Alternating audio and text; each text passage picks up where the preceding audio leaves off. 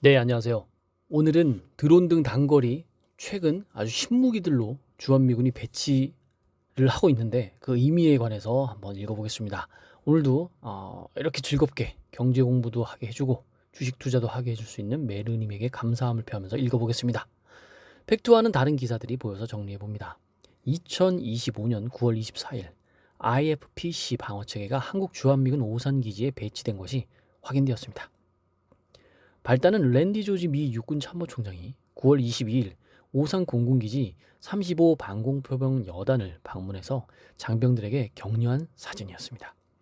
육군 참모총장이 장병들과 찍은 사진에 지대공 미사일 발사대가 포착되었는데 미국 국방부는 이것을 IFPC 발사대라고 설명한 것입니다. IEPC 간접 화력 방어 능력은 미국 차세대 저고도 단거리 방어 체계입니다. 드론, 로켓, 박격포, 순항 미사일 등이 저고도에서 기습적으로 접근하는 것을 방어하는 미국판 아이언돔으로 불리는 방어 체계입니다. 최근까지 미국은 이스라엘의 아이언돔을 저고도 단거리 방어 체계로 사용해 왔었습니다. 이스라엘은 4단계 대공 방어 시스템을 가지고 있고 곧 5단계가 될 예정이죠. 4단계 방어 체계는 아이언돔, 다윗의 물매, 에로우2, 에로우3입니다. 아이언돔은 단거리에서 로켓과 박격포탄 등 드론 등을 요격하는 방어 체계죠. 다윗의 물매는 중장거리 미사일을 요격하고 탄도미사일을 요격하는 것은 화살을 뜻하는 에로우3와 에로우3입니다. 에로우는 300에서 1000km 거리의 중장거리 미사일을 요격하고 에로우3는 1000km에서 2000km 장거리 탄도미사일을 요격합니다. 이스라엘이 실전 배치를 앞두고 있는 것은 초단거리 표적을 방어하는 레이저 방어 무기로 아이언빔이라고 합니다. 미국은 부족한 단거리 방어 능력을 강화하기 위해 이스라엘 아이언돔을 수입해서 2020년 11월 2개 포대를 새로 만들게 됩니다. 방공포 여울단, 즉 고고도 사드라고 하나요? 고고도 2개 포대, 패트리어트 미사일 중고도 3개 대대 및 아이언돔 저고도 2개 포대로 편성한 것이죠. 즉 이건 말하기도 어렵네요. 고고도 2개, 중고도 3개, 저고도 2개입니다. 각각 사드, 패트리어트, 아이언돔입니다.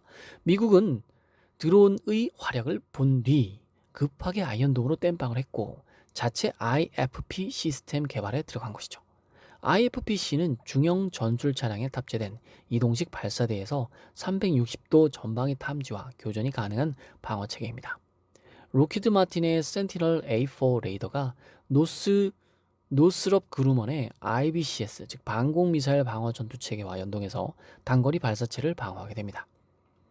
공격 대상을 요격하는 수단으로 AIM-9X 사이드 와인더 개량형이 확장됐고 아이언돔의 타미르 미사일과 호환 등도 가능합니다. 미군은 자체 IFPC 시스템을 개발한 뒤 이것을 운용할 독립방공포대 대대를 5개 창설해서 군단급 이상에 배치할 계획을 세운 것입니다. IFPC는 미군 1군단, 3군단, 5군단은 유럽이고 18 공수군단과 8군은 한국이고에 배치되는 것으로 계획이 잡혔습니다. 한국발 기사 등에서 IFPC 배치가 갑작스러운 일로 보도가 되는데 2021년에 이미 계획된 일이었습니다. 2022년 10월 7일 미 육군은 미 육군 2030년 비전서를 공개합니다. 2030년 비전서에는 IFPC 5개 대대와 대무기 인기 시스템, 대무인기 시스템, CUS를 7개 포대 신설해서 7,500명을 배치하는 계획이 포함되어 있죠. 드론 등 단거리 공격 수단에 대한 방어 필요성이 커지는 것을 반영한 것입니다. 미 육군은 우크라이나와 중동에서 얻은 교훈을 반영한 항공 및 미사일 방어 AMD 전략 2040을 2025년 말까지 발표할 예정입니다.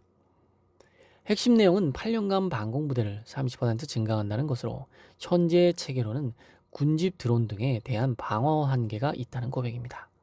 새로운 방어 전략은 다수의 군집 드론과 대량의 미사일 등을 동시에 발사해서 방어 시스템을 무력화하는 공격에 대한 대응이죠. 고가의 패트리엇 요격 미사일 대신 다수의 저격용 요격체를 사용해서 다수의 발사체 공격을 방어하는 것이 목적입니다. 대드론 방어 시장이 폭발적으로 성장하고 있습니다. 미 국방부는 이것을 최우선 과제로 지정한 상황이죠. ANDURIL은 엔듀리얼은 AI 기반 자율 감시 방어 시스템으로 이 분야의 선두주자입니다. 미 특수작전사령부와 대규모 계약을 체결하고 있죠. 팔란티어도 다양한 센서 데이터를 융합하여 드론 위협을 식별하고 추적하기 위해 고단 플랫폼을 업그레이드하고 있습니다. 뜨는 곳이 있으면 지는 곳도 있기 마련이죠. 미군은 드론 등 단거리 방어 쪽에 역량을 집중하기 위해 지상 전투 프로젝트 상당수를 감축하거나 축소하고 있습니다. 미 육군의 전술 차량인 험비 현대화 사업을 취소했고, 노후화된 M113 장갑차를 대체하기 위한 신형 장갑차 계획을 취소합니다. 9개 여단에 배치될 예정이었던 스트라이크 장갑차 추가 생산을 취소했고, 견인식 곡사포 현대화 사업도 중단한 것입니다. 이 부분에서 한국의 기회가 포착되었습니다. 미군이 곡사포 현대화 사업을 취소하고 SPH-M 사업으로 전환한 것이죠. SPH-M 사업은 자주포 현대화 사업입니다. 자주포는 곡사포를 궤도 차량이나 바퀴 달린 장갑차 위에 얹어서 스스로 움직일 수 있는 무기입니다. 미국은 SPH-M 사업을 자체 개발이 아니라 성숙한 해외 자주포 체계를 도입하는 방향으로 잡고 있습니다. SPH-M 사업은 세 종의 자주포가 주요 후보군에 올라 있습니다.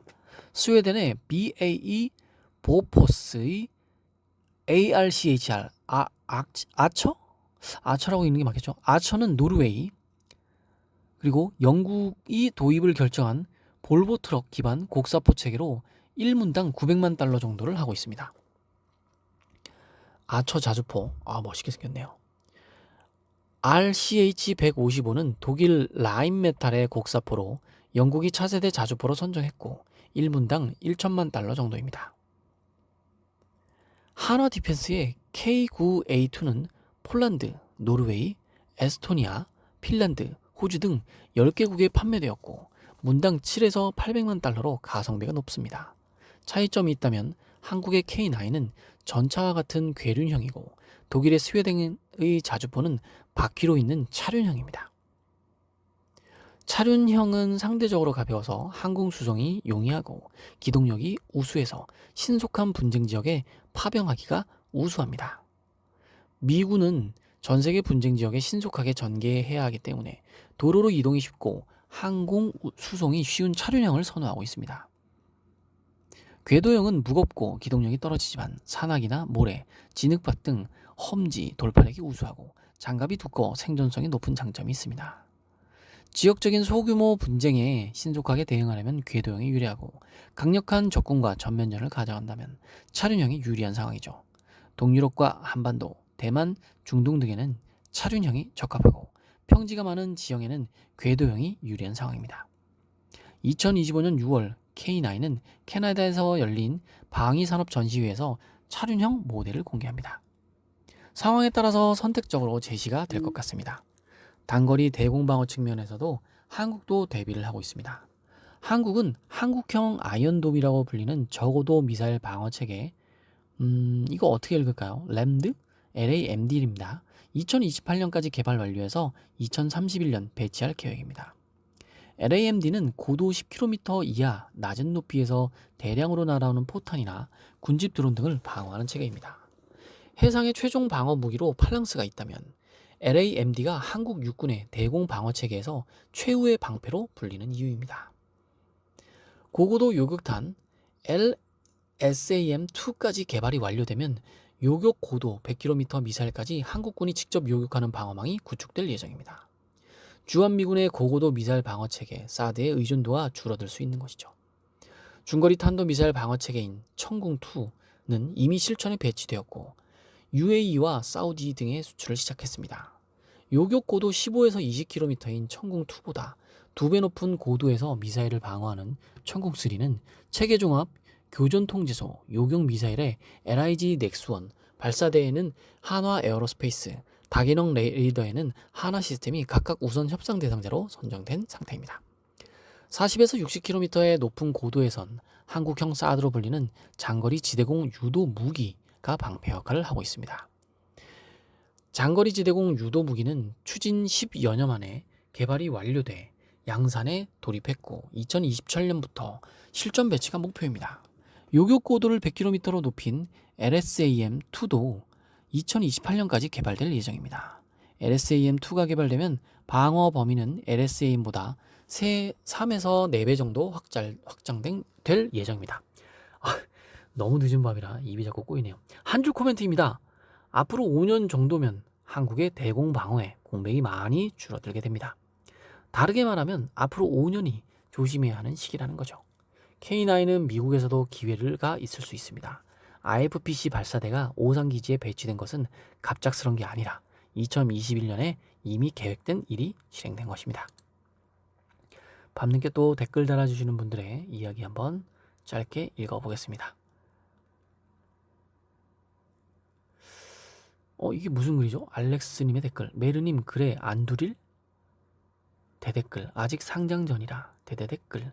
상장하면 사려고 째려보고 있었습니다. 이게 안두릴이 뭐죠? 제가 못 읽은 게 있나요? 최근 건 다 읽었었는데. 네. 오늘도 감사합니다. 감사하다는 글이 참 많네요. 네. 굳이 댓글은 읽을 게 없네요. 오늘은 여기까지 읽고 안두릴이 뭔지 한번 찾아봐야지 되겠네요. 네. 감사합니다.